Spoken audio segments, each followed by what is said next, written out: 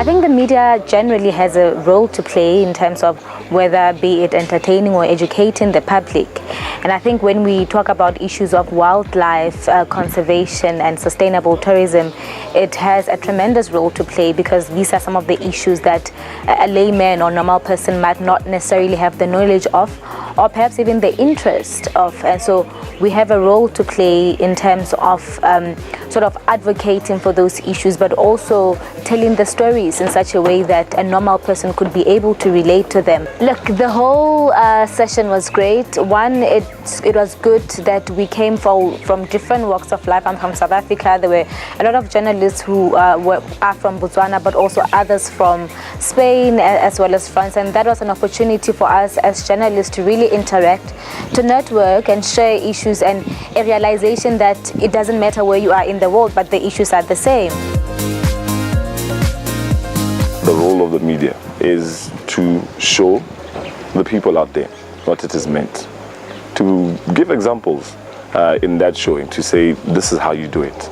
And I guess from here we're hoping to see someone also going to sit down with this guy to say, tell me about how you do your solar panels, or how you have your electricity, how you have your water that is pumped from a borehole, how you have to recycle bottles to build certain things, and do processes from the start to the finish of that project, to say indeed this is what we say when we say ecotourism and sustainable tourism. Un país que no ha destacado hasta ahora en este ámbito promueva ahora iniciativas de este tipo, e incluso puede que dentro de mucho tiempo veamos que lidere la lucha contra el tráfico ilegal de especies, la lucha contra el cambio climático, incluso el cambio de concienciación por un mundo más sostenible y más habitable. Media in its way can get the message out. It's an enabler of the messaging. And you're attracting two types of audience. You're attracting the audience within the industry itself. They can see what other people are doing. So it's a conduit of ecotourism best practices. And that means people will take up eco and sustainable tourism. Obviously, it can reach a far wider audience, which is the traveler. If they see those practices, it enables them to feel good about traveling. And what better way to travel if you feel like you're doing good? It's not just consuming. So the media can be a force for change when you're looking at other organizations, other industry, but it can also be an enabler to get tourists to travel and do better practices when they travel. The last part, that when we came up with recommendations, was really the best part that I liked, because we're saying, even though we have those problems, but what can we still do with the resources that we had? And I liked ideas that came out of it, that we need to share as media, the call for government to act, especially on issues like capacitating institutions that deal with the media, institutions that produce data, that I always felt that governments are not doing much in terms of capacitating, let's say, the tourism organizations or the institutions that create data, like the statistical office, for example. So the recommendations for me were really the better part.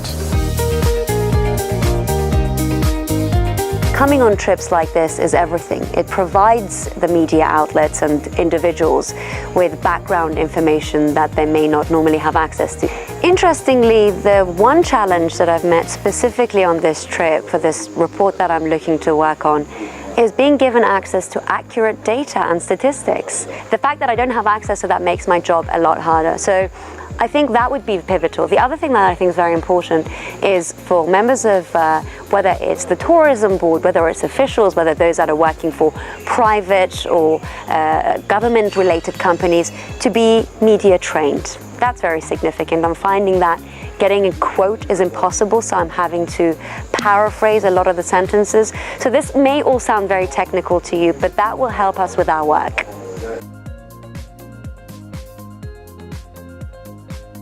Meeting with other journalists, especially from Botswana and some from Europe as well, I think it was just getting the local perspective on what they struggle with, and whether it's finding information from governments relating to numbers of tourists or where the flows of money go for tourism. I think that was the big thing of learning, and what they're interested in local tourism as well. Like, people come from Africa or from Europe, they have different perspectives that they want to see, and you're learning facts like 1 in 5 African children have seen an elephant, whereas 4 in 5 European children have seen an elephant. That's a staggering statistic, and I think one of the things we discussed is finding information, and it's very hard, and especially the world's a big place, and for one journalist to find out information on the things they need is very difficult.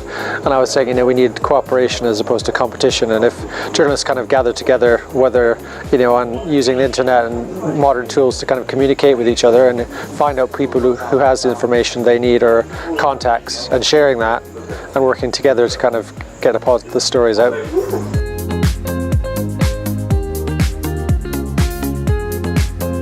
I think a journalist must say what is positive, but also must talk about what is not going on rightly, because it can help as well, the country or the organization that is dealing with this kind of tourism.